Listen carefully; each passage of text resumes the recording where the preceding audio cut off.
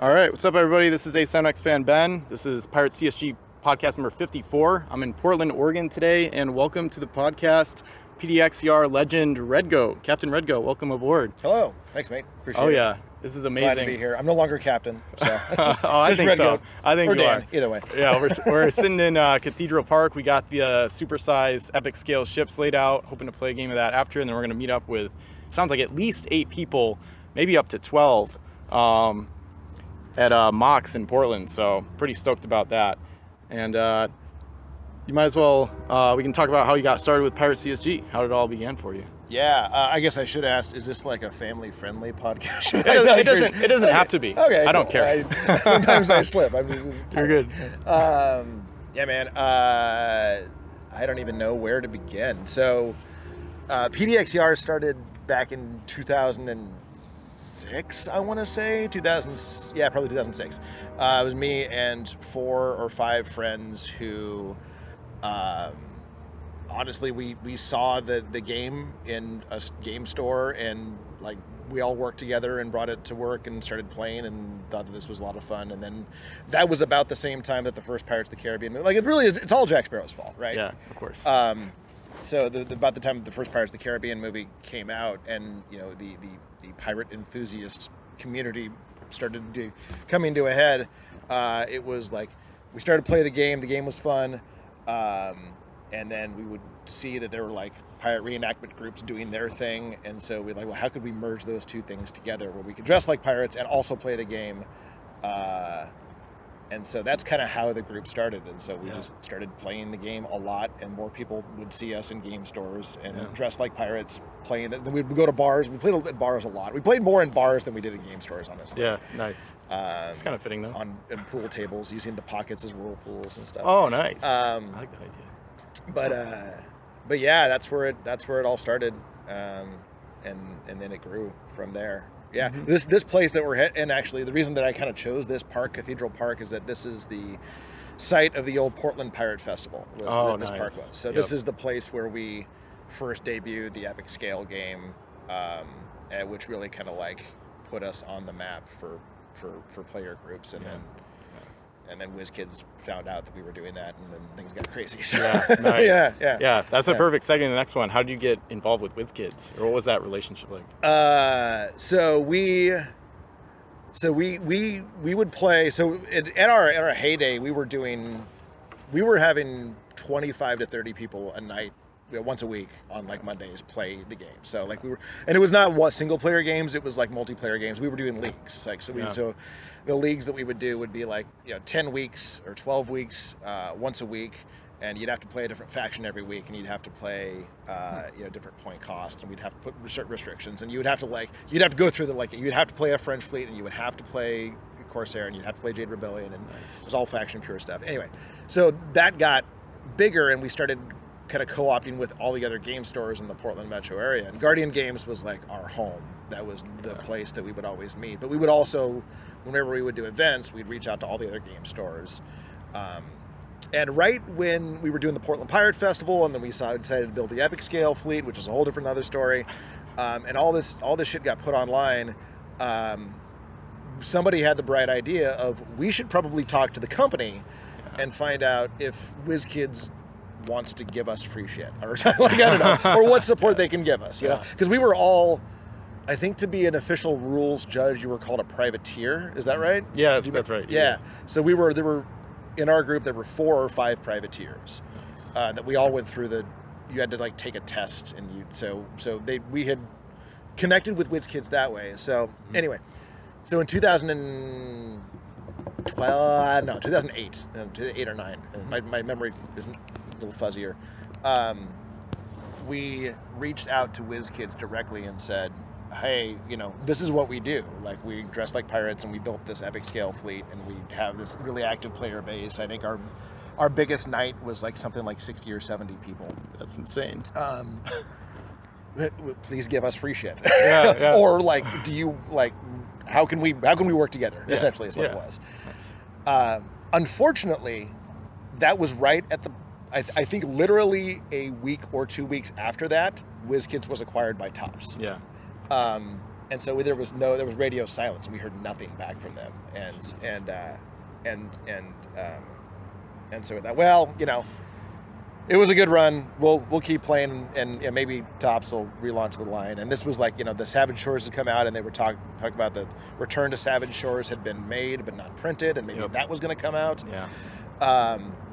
So we thought, well, we're not going to. And then I had met some of the WizKids folks down in San Diego Comic-Con and had like shown them pictures, like, oh yeah, we'll see what we can do. And then Topps bought them, and I thought, well, that's not going to happen. Mm-hmm. Well.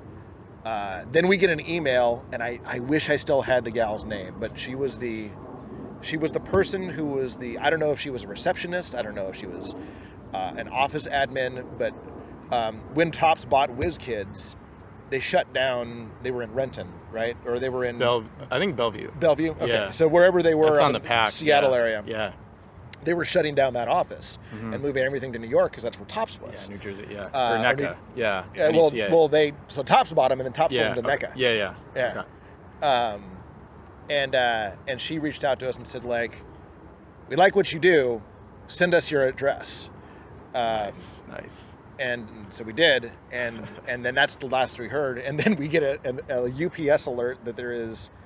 I think I remember looking at the invoice that went to, it was a buddy of mine's house, one of our guys in the crew, because he said, like, I think we're getting a shipment of something like 3,000 pounds of material. Like that can't be right. Shit. Yeah. So we look at it, and we're watching the package being shipped, and it's like, no, it's like a pallet. And I don't know if this is true, but what showed up was a pallet of product. It was a pallet. Jeez. And what I think happened, this is my speculation, this entirely, I don't know if this is real, but what I think happened is that we got a hold of WizKids. They were in the middle of like being laid off or transitioning across the country. Somebody got put in charge of boxing everything up, and we just happened to contact them at the right time, and they said, guess what, you can just have everything. Yeah, that's amazing. And so they shipped us, I mean, I don't even remember. Somewhere I have an inventory, and I was trying to find it.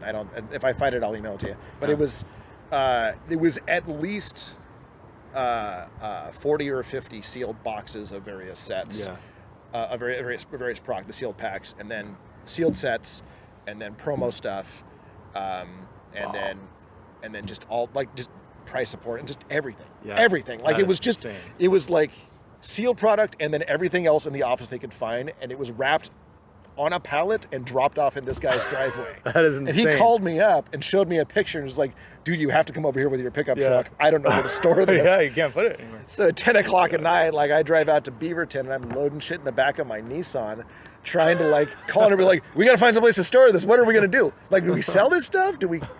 So yeah, that's insane. That was our relationship with WizKids, and then and then Topps sold them to NECA, and then NECA still has the line, or no? Yeah, they still have the IP. Yeah, they still have it.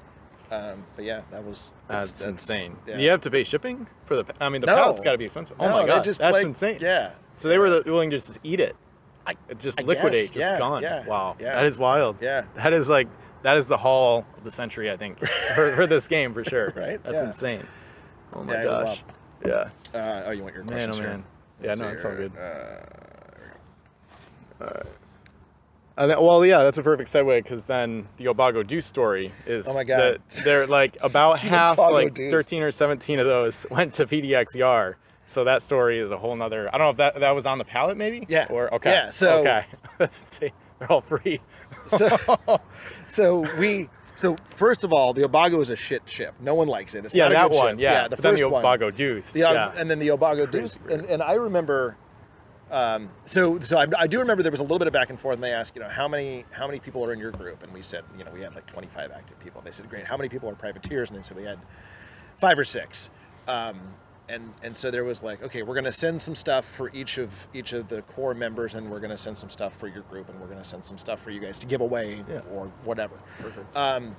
So they we get all this product, and we're in garages, and we're unboxing stuff and looking at it, and we're like, okay, you get a set of this, and you get a set of Revolution, and you get a set of whatever, and then we open up all of these packs of promo ships, and we're giving them away to all of our friends in the group, and then we come up with this short stack of these ship called the Obago Deuce. They're like, that's not the Obago. The Obago was like, that was the free ship. What are these? And it was like, I don't remember how many there were. I think there were 10, but I could be wrong. Okay. And at the time, if I had known then what I know now, I would have kept better track of what it was. But I remember that there was some sort of comment like, hey, this is a limited edition ship. Make sure this just goes to like your crew. I'm like, okay, cool. So we hand them all out, and some of us played with them, and some of us, and I think I just put mine in a binder because it was a cool ship, but I wasn't going to play it. Yeah, it's not that good. And so we got those, and then years later, I think I was on Wikipedia or something and reading about just kind of what happened to the game, and there was a mention about the Obago Deuce, very like the ship with the least circulation. Half of them went to a gaming group in Portland, Oregon. I was like, oh shit, I think that's us. Exactly. I think that's us. And then I think you started messaging me like 5 years ago. Maybe? Yeah, probably. Looking for the Obago Deuce, and so that's when I did a little more research. That I was like, oh shit, this is actually like the grail of this event, of this game. The Holy Grail. I had no idea. Absolutely. But yeah, it was. I think they knew that it was going to be a super limited run, and so they had set aside a certain number for the people who were like the core members of the group. And I don't even know how many got made. I mean, you probably have a better idea of how many got made or where they went than I do. Yeah. So the number was 30, understood by the community for many years, and then there's a guy that's really into it. His name on the Discord is AA Sauce, and he's Pirate Captain Andrew on Facebook, I believe. And he did like some research. I'm surprised he may not have reached out to you, but he did like research on like how many there were, like who went, who got them, things like that. Wow. And I think his number in the Discord, I'll have to check after the podcast sometime. It was like 55 or something like that. It was more than the 30. Yeah. And that was based after like some extensive research by him. So I'd count a default to like a higher number than 30, but definitely nowhere close to triple digits as far as anybody knows. Yeah. So it's still like by far more rare than like Raptor Maw or anything. And we got Raptor Maws as well. Yeah. We had more Raptor Maws than we had Obago Deuces. I think we had 25 or 30 Raptor Maws. Yeah, that's insane. And again, had no idea. Yeah, that it would go for 120 nowadays. Yeah, it's insane. Yeah. Man, oh man. I remember there was like, I wanted to say there was like a Raptor Maw seller on eBay that like was releasing them one at a time back in like 2010 or 11. Okay. But then like it was, I don't know if Old Man or some collector broke the news that they actually had like a huge box or like a cache of them. So really? Yeah, which I don't know, I can't remember if that drove down the price or not, but yeah. Gotcha. Yeah, so I remember the Raptor Maw, and then they also sent us something I think like close to 1,000 Flying Dutchmans, those free Flying Dutchmen. Love it. Yeah, number 300. Yeah. And so we just like every time we did an event, like, take a Flying Dutchman, please. Just yeah, exactly. Yeah, that's what I've done with the Mysterious Island convention packs. Because Troll and Toad, I don't know if you know Troll and Toad. Yeah. They were selling them for I think 35 cents for the whole pack each back in like it's like 2012 through 14, something like that. Okay. And so I bought like 60 of them for like like $20 or less or whatever it was. So that's, and I still have probably like 30 or more. So there's a lot of like weird like collecting oddities like that where like nowadays it's more expensive and it's a lot harder to get started. But then there's also like there's like free product, or there's like certain ways. Like I just got like this free horde in Washington, which I'm like super happy about. It's because the guy saw my battle reports and was like, oh, he's near Bellevue, like I'm in Olympia, like if you want to come grab this stuff. Like I don't use it anymore, I don't collect anymore, stuff like that. So it's like this weird like spectrum where there's like you can overpay for one ship. Like one of the crew from South China Sea just went for like 76 on eBay, and it's like one card. But then like and then you can luck out with like these massive free hordes, so like these free hauls of like crazy amounts. So it's just it's such a crazy spectrum. We once we realized that some of the stuff that they had sent us was so rare, there were 4 or 5 of us in the group that were like, okay, we're gonna get one of everything, because we got some of the stuff that we think that nobody else has. Yeah. And so we were able to complete, up to that point, I'm fairly certain, one of every game piece that was made. That's wild. Because like, and I got rid of all my stuff because Yeah. I just stopped playing. And then there's at least, so for those who are looking, I know of at least 3 guys in the Portland area that used to be members of the Pdxer gaming group that do still have all of their stuff. Okay, that's insane. Yeah. Are any of them going to be there today? One of Do them you know? probably will Probably? be. Yeah, Okay. Drake's Tongue. Nice. Nice. Steve, one of the founding members. There were 5 of us that were the founding core members that used to drink in bars and play this game. Yeah. And I think one or 2 may show up today. In addition to me. That's amazing. Yeah. So you don't have any Obago juices? Or I don't have any Obago. I don't have Fire any and Steel LEs or anything? No, none of that stuff. No, I brought the only LEs that I have left are I've got the historical pirate pack. Yep. That's That one's cool. That's got the Blackbeard with the Queen Black Anne's Bart. revenge and stuff. Yep. So I've got that, which is what I think I'm going to play because I think those are the only ships Yeah. I've got. I've never punched them, so I'm going to try to not break them. Yeah. I've got that. I've got a couple of the trophies that they made. Nice. I've got the monkey and the Jack Hawkins, Nice. the little figure trophies. Yeah, I only have 2 of those. And that's about it. Yeah, no worries. Yeah. No, that's all good. That's about all I have left. Nice. Yeah, this is still recording, so I'm good Okay. on the questions actually. Okay, cool. So, yeah. So, do you or Pdxer acquire any other very rare Pirates items that you know of? Like maybe WizKids? yeah, Or- like maybe not playable game pieces, but like prototypes, like one of ones, or like things I don't like know. that. That's a good question. I don't think so. Mm-hmm. So the all the epic scale stuff we can chat about, I guess, separately. But that's we built out all this stuff. So Yeah. this is obviously this is all that exists. Yeah. But from the WizKid stuff, I don't think so. I'm trying to remember what else was included. I didn't know the rarity of the little trophies, and they sent us a bunch of those. Yeah. I don't recall. Yeah. No worries. But yeah, I don't think so. Yeah. Yeah. That's all good. Unless there is a super rare. I feel like the Obago Deuce is That's the Holy Grail. Yeah, Yeah. it's the Holy Yeah. Grail. Nobody knows of anything like crazy. Well, I mean, there's ships in a bottle, but those are like the one-on-ones. Yeah, we never got the ship. And actually, I remember There's- at the time when that came out, that's what I was hoping was going to be in the palette, and there wasn't one. Yeah, So, that's Yeah. good to know actually too. Yeah. Interesting. Yeah, those are one of ones as far as we know. Only 2 have ever been publicly talked about. So Yeah. yeah. Do you have a favorite story about Pdxer, like an event, game, or tournament? Or so just to give you a little history on the group, so PDXR started as a gaming group where we were doing the Pirates of the Cursed Seas, Pirates of the Spanish Main game, and then we would kind of branch out and do any pirate themed game. And we would have these gaming events and these we'd do the Pirates tabletop league once a week at Guardian Games, and then we would do kind of like events like the Portland Pirate Festival where we would bring the epic scale fleet out and just do that. And that was kind of how the group started from 2008 to 2010 or so. At about 2010, 2011, we transitioned into being a straight up reenactment group. So we stopped doing the gaming almost exclusively and transitioned into doing just reenactment, dressing like pirates and firing cannons and doing that thing.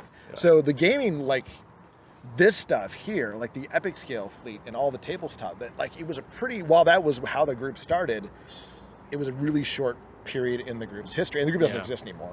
I left the group in 2018, I want to say, and it continued on for maybe a year. Until COVID, I think. I think so. Essentially, Yeah, I think, and and now I don't think they're around anymore. But my favorite story. So I came up with this really great idea. So the league was really competitive, right? So it was all of our friends, and it was, we do these league seasons, and it tended to be about 3-month-long seasons. So we'd play 10, 12 games, and they would be finished. We would end the season with a big finale. And so as you play, and in the book, I'll give you this book that's got all the league records and stuff in it. We would play these games, and like I said, you would have to play. We would at the beginning of the league would say, okay, here are the 12 types of fleets that you have to play. Like, you've got to play a French fleet. You got to play a Jade Rebellion fleet. You got to, and then I think there was 1 or 2 wild cards where you can play wherever you wanted. But other than that, you had to play it. And so when it came down to the finale, which was the last game, and you would get points, and whoever had the most points at the end, or more gold wins the game, of course. would win. And we would have this trophy, which is a big skull with crossed swords, and you'd sign the trophy and stuff. Nice. So I never won the league. Oh wow. Because I came this close, so close 2 or 3 times. Yeah. And so I was trying to figure out, how can I win this thing? Because I should say we all cheated. Oh, interesting. Okay. It was the way we cheated in the game was not. It was not cheating on the sly. It was like you had to kind of like be obvious about it, and if you got caught, like you had so like pulling 2 coins off an island instead of 1. Yeah. You know. Interesting. Adding a little bit to that long measurement. Yeah. But you couldn't do it in a way that was. You had to cheat in a way that was sporting, if that makes sense. Interesting, yeah. Because it was more That's of a fair. performance than anything else. Oh, okay. Kind of like, getting into the character of like the we Pirates were all more. drinking. Yeah. You know, we played in bars. And I saw some of the pictures you were dressed up even for the tabletop game, not just for this. So, yeah. Wow. So when I say that we cheated, like I see what you mean, though. Just in very small ways. Yeah. And it was all friendly. So our biggest league finale that we had, I think that was when we had 75 players. Jeez. I came up with this idea that like, I think I was maybe 100 points shy, 100 gold shy of winning. Huh. So I sent it out to the crew. I said, okay, for the finale, if you get a Pdxer tattoo, it's worth 100 gold. Oh my God. And then I went and I got a tattoo. Oh my God. Yeah, oh, nice. Love it. Thinking that I was going to be the only one to get the fucking tattoo. Yeah. Well, it turns out we had 3 people go and get tattoos for the league finale, and one of the guys got on his wrist got the black P, the Jack Sparrow pirate. Yeah. Oh, nice. And it was an outline, and it was the P, and the inside said DXYAR. Oh, nice. That's cool. And like as we were counting up the gold, he's like, "Hold on a second," and Cole pulls up his sleeve. Like, you son of a bitch! Oh my God! And he won. That's insane. Captain Jack Cross, John, one of our founding members, and he beat me. Even though I got the tattoo, he got the tattoo as well. Yeah. And he had slightly more gold. Can't cancel your And then he advantage. went out the next week and got it filled in, so it was just the black paint. Oh my God! Jeez. Like that was true the pirate. That was the level of competition that we had. That's intense. I'm jealous. That is amazing. I love it. Yeah. That was. Wow. It was a lot of fun. Yeah, it's ironic you talk about the cheating trying to be more obvious, because I talked with Get 'em Powder, another member of the community that used to get like a really themed thing going. He had like 2 friends. I did another podcast with him, and they would like dim the lights and like drink rum and like make it all dark in there, and like I think they were like smoking and stuff, and they would cheat, but like. It was like if you got caught, I think that you forfeited or something like that. It was like really bad. So it would be the type of thing where like somebody goes to the bathroom and you like look at all their crew. Absolutely, yeah. So or like if you have like a gold bonus ability and it's like +1 gold when the ship docks your home island, you might put in like a 3 or a 6 instead of a 1. So stuff like that. Yeah, I mean, I would pull gold off of guys. I would trade gold on guys' islands, and I mean, we were all super good friends, and it was all like, and if you got caught, you're like, all right. Well, I think if you got caught, you had to buy the person a shot, or buy him a drink or something. So nice. It was all sporting. Yeah, there were not many hurt feelings. There were some hurt feelings. Yeah. Yeah, I want to play at least some games with my group now or a future group. Even if it's not like all the time, like at least like a game or two, or like, oh, for this month, cheating is, legal, so to speak. So we would also, speaking of, and I don't know how many anecdotes you want, but we would do. So did you ever see the Santa Claus ship, the sleigh? Yep. So I still have one of those. Nice. So they in the pallet they had sent us a bunch of sleighs, stuff. And so we would do Captain Whitebeard game at Christmas, and that was our holiday party. Yeah. And so that was always in a bar. That's where we would play on a pool table. And Captain Whitebeard would come in, and this buddy of mine, another one of a founding member, Ken Texley, Fjord Porkins, would just large human being would dress in all red, big white. He would come in as Captain Whitebeard. Yeah. And he would and rain gold on everyone. Oh my God. But the deal is like that game had one iceberg, and I brought the iceberg with me. It's in my backpack. It's an oversized iceberg, and the iceberg would move every turn. Yeah. And if you got hit by the iceberg had a shot of rum on it. Oh. You had to drink the shot of rum. Oh my God. That's pretty funny. And if you get, I think the rule was, and correct me if I'm wrong, if you hit on the iceberg, you're pinned on the iceberg until the iceberg moves. Nah. That's how we played it. Okay, yeah, no worries, yeah. So if the iceberg moved away from you and then hit you again, had to drink the shot. Oh my God. It impairs your strategic abilities. Yeah. That's the game. Yeah. Nice. I love it. That's wild. So how did the group grow? Is it because of the game like being kind of big back then? But how did the group have so many players at the tournaments? I think it was a combination of So we really. We were pirates first. Like we were pirates first and also gamers. And this was the avenue that we had. Like we all wanted to dress up. We all wanted to like do the reenactment thing.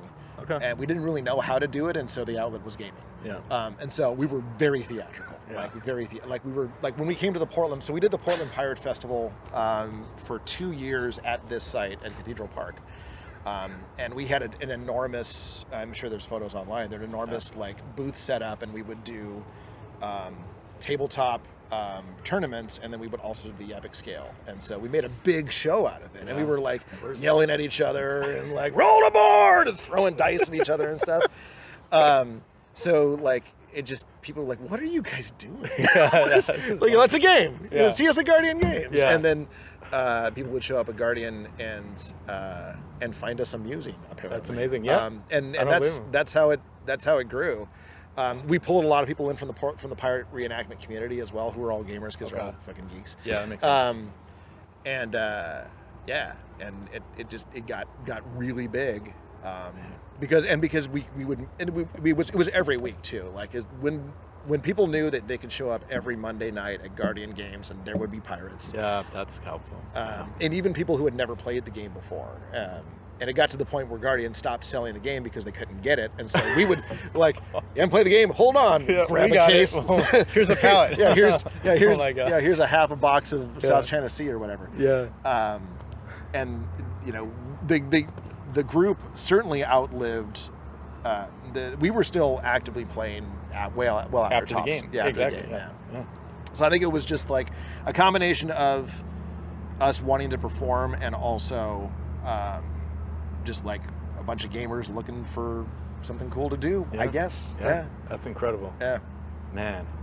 This makes me want to get more like I only have a hat, like a Barbosa hat. That's it. So this makes me want to get more of a costume thing going. Yeah, we went up we got invited by the Seattle Seafarer Pirates up to the Seafarer Pirate Landing. We were the first crew that they ever invited outside of their crew to be a part of that landing. Nice. Because we were doing the game. Yeah. So I made friends with a couple of those guys, Clap Eye, Lance English, and Mad Mike invited us up, and they were like, yeah, we're doing this thing. And that was like, so we were doing the Portland Pirate Festival, and they would bring in, I don't know, 5,000-6,000 people. We went to the Seafarer Pirate Landing at Alki Beach. There was like 20,000 people Holy there. crap. And we're like, yeah. the fuck is going on? It's like a crowd to watch. The other side of that is that we basically provided free childcare. You know, Yeah. because we would have the ships set out, and parents would be like, hey, Yeah. you go. This. Yeah. That's amazing. And so we only did that for 2 years before like, we got to get paid for this. Yeah, right. Yeah, no, that's fair. Yeah, absolutely. That's insane. That gives me a lot of ideas. So yeah, Game Storm as well. We were pretty active with Game Storm, which is I don't know if you know that event. I know I've heard of it. Yeah. Probably because of the albums on Facebook. Actually. Yeah. So we played at Game Storm, which is it was like a 72-hour gaming event. Okay. All kinds, and we would bring the epic scale for that. Nice, nice. Any other Pdxer topics you want to mention?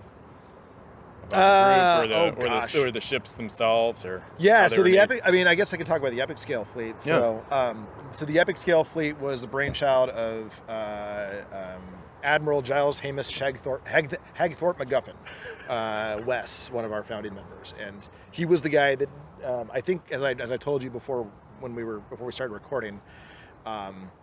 We were really into the tabletop game, and I think we saw a picture that was on the Wikipedia page of WizKids for a while. That was, I think it's still Gen Con. I think it's still there. Is it still there? I think it's still the main pick. That photo was what inspired this, because we saw that, and it was these large ships, and I don't even think it was just on a table. Yep.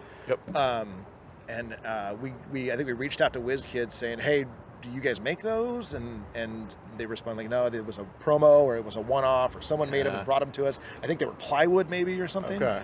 Huh. Interesting. So Wes Hagthorpe said, I bet you we could make those, and started tinkering around in his garage. We worked at Nike together, and we both lived in Beaverton, and so we would hang out at each other's house and like build prototypes. And then we finally figured out that foam board, like styrofoam foam core board, with color prints that we got donated. We ended up having to sponsor the Laser Quick or something like that. We're like, yeah, we'll donate your color prints, and spray adhesive. And then he figured out the scale, how to scale them up so that the game pieces were still in scale with the measurement sticks because we didn't make deck plates. We have these big sticks that are right here, and everything was in scale. And so we thought, well, we'll just do this and see if people like it. And they did, and so we made more, and we made more, and now we have now we have a fleet. Yeah. Yeah, love it. And then we had a guy who was his only job in the crew was to repair them after every summer. Oh my god! So they would all go to his house, and then he would spend a month, dismantling them and then fixing them because they don't stand up to weather at all. Yeah, like these things get wet, they disintegrate. So a lot of them have been rebuilt, but yeah. He was like the shipwright. He was the shipyard.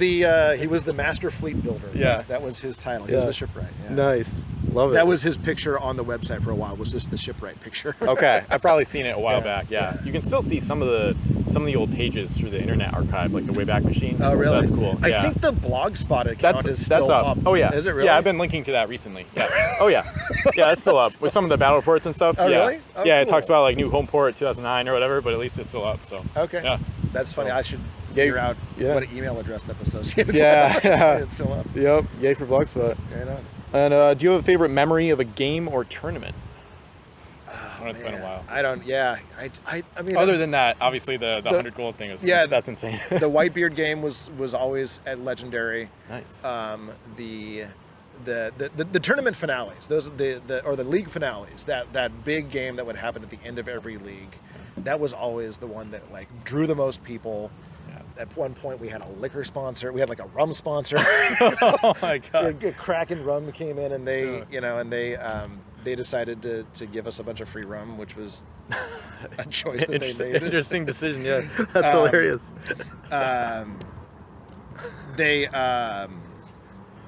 Yeah, I do. I'm trying to remember.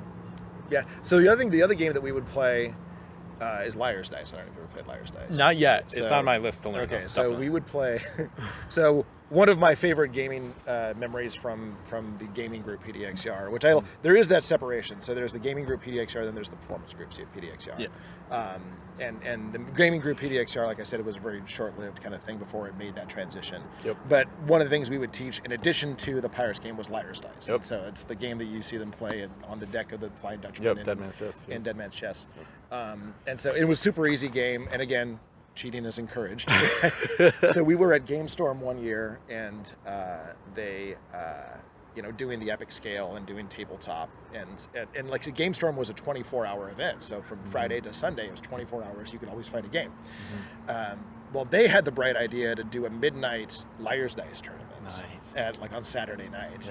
Yeah. And so we would go. We would shut down playing epic scale by, I don't know, 5 or 6 o'clock in the evening, and then we would have nothing to do, and so we would just wander around and terrorizing people dressed as pirates and nice. doing everything, and then playing other people's games and having fun. And then somebody so we're sitting in the hotel bar because it was at the Hilton Marriott or Hilton in Vancouver, in the hotel bar with the owners of Guardian Games, and we're drinking and having fun, and somebody comes and is like, "Hey, there's a midnight Liar's Dice tournament. You guys want to be in it?" And you look around like, I mean, if we're still awake by then, sure. If we're still sober enough to be able to sit at a table, sure. And so we walk in not really knowing what to expect. And there was a long banquet table that had probably 40 or 50 people on it. And it was a one Liar's Dice game. Wow, that's ridiculous. And then, so they start the game, and then a bunch of drunk pirates show up. Like half a dozen of us come in, and they stop the game, and then they restart it and let us join, which I still don't understand why. They let us join, and we systematically take over the entire game. And we start knocking people out because we're really good at this game. Oh, okay. Really good at Liar's Dice. Nice. And so at the very end of it, it's basically 3 of the pirates with the rest of these 40 people looking on like, the fuck just happened? And one of the, I didn't win. It was one of the other guys, Lock and Load, one of our crew that was set adrift. He won the event, and they gave him a trophy, and it was this mug. Nice. It was a coffee mug. Nice. That said Liar's Dice Champion. Nice. And then that became the Liar's Dice trophy amongst our crew for the next couple of years. Yeah, that makes sense. So there are PDXer mugs too. I've seen something like that at least. Oh yeah. I should have brought some of those for you. Yeah, it's all good. Yeah. Anyway. Yeah, I've seen a few in pictures. Yeah, that's insane. Yeah. So what's the highest number of players you've had in a game? if you remember. In a single player game? Yeah.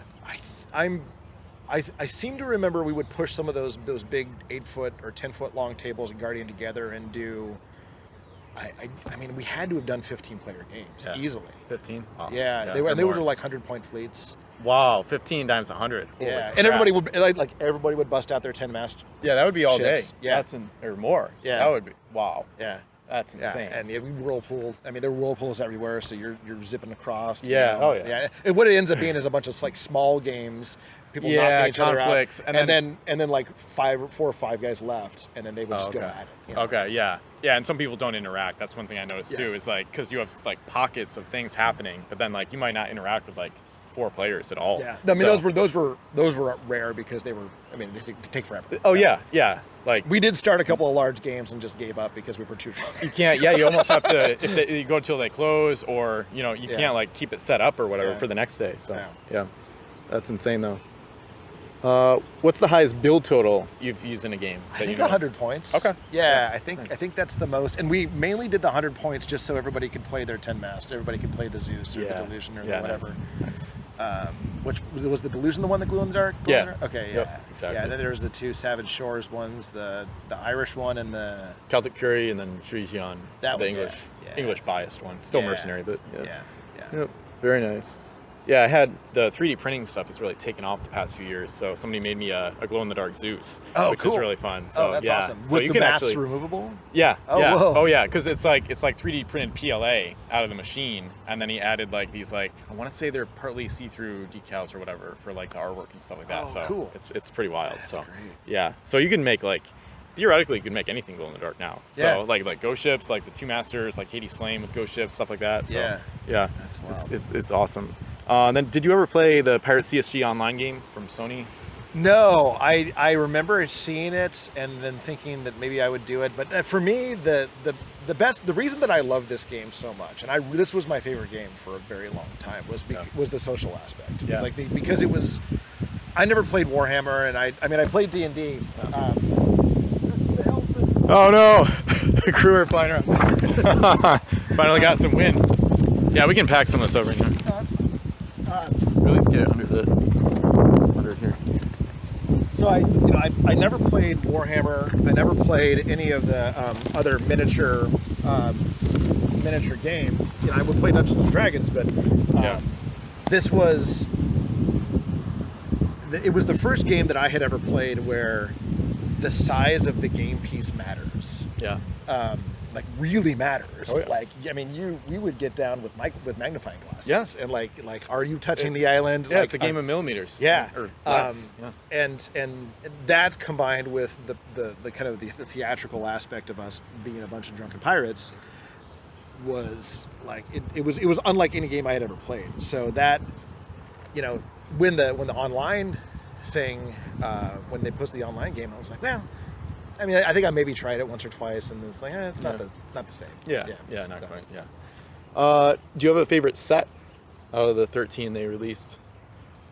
Spanish Main. 13 sets. Yeah, from 04 to 08. Spanish Main to Savage Shores. It's crazy. I probably played the most. I'm trying to think. I played the most. I played Barbary Coast a lot. Mm-hmm. The South China Seas a lot. Nice. Love all the junk ships. Yep. Too. Yeah, I wanted to like Davy Jones' Curse more. Mm-hmm. I just didn't find a lot of those game pieces playable, and especially a lot of the sea monsters and stuff. Like Yeah. they look cool, but they weren't really playable. Exactly. I would say probably South China Seas, Barbary Coast were the 2 that I really enjoyed. Yeah. And then Crimson Coast was cool too. Yeah, but those are some of the best sets. Those were also like because I was really into the history aspect of it. Yeah, same. And the more that I read about Age of Sail, Golden Age of Piracy, and like recognized the ship names, like oh cool, like I know that this is where the Minerva came from or whatever. Yep. Or the Witta. Yeah. Yeah, love it. Yeah, I'm the same way basically. Do you have a favorite ship in the game? Favorite ship in the game. I really liked. Actually, I was surprised. I was going through what few ships I have left. Mm-hmm. I still kept the Black Swan. I love the Black Swan. Nice. It's one of the only ships I have left. Classic. It's a great ship. Yeah. I love the movie. I love the ship. So yeah. Nice. Love it. Yeah, that pretty much wraps it up. Questions of the day. You can think of one and ask everybody if you want to. I guess mine would be, what's the most players you've ever seen in a game? That's my question of the day. I think that's a good one. We might have, I hope we have double digits today. That would be we'll epic. see. I think we might have 10 plus. So. Yeah, that would be cool. Like, I'm gonna get trounced. I'm gonna get trounced. I mean, the odds are so low of winning. I mean, 1 in 12 would be about 8%, right? So yeah, it's gonna be ludicrous. But yeah, I'm excited. Yeah. Any question of the day for you or no? Yeah, I don't know. Like what? Like to the listeners? Yeah. The community, online and everything. I don't know. What's your favorite historical ship? Nice. I like it. What's your favorite ship that actually existed in history? Yep, I love it. Yeah. All right, awesome. Thanks for listening, everybody. This was Pirate CSG podcast number 54. We're going to break out the epic scale ships now. Hopefully play a little game, then have a multiplayer game later. Answer the question of the day if you want to in the comments, and we'll see you next time. Thanks for listening.